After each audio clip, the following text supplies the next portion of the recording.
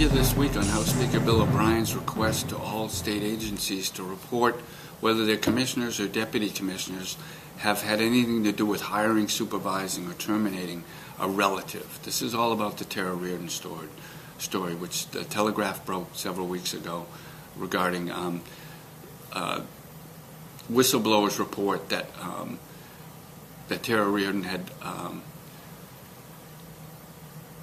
had a role in ensuring that her daughter, who was an intern at her agency, was laid off rather than released in order to qualify for unemployment benefits for a brief period of time last year.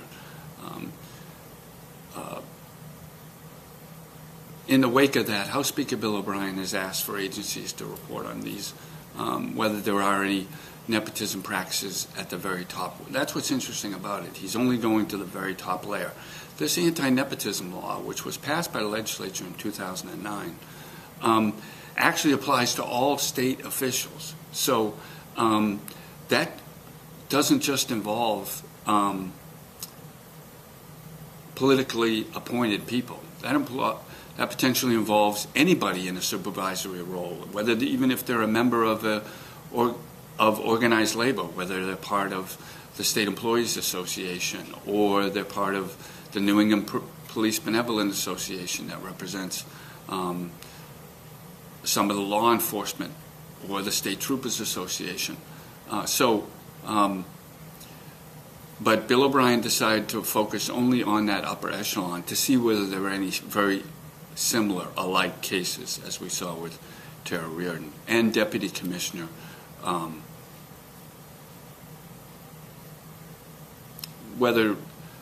to see whether there were any other cases like Tara Reardon. And the Deputy Commissioner, who had also had a role in hiring his daughter, who had worked for more than 2 years and then was allowed to be laid off and briefly collect unemployment.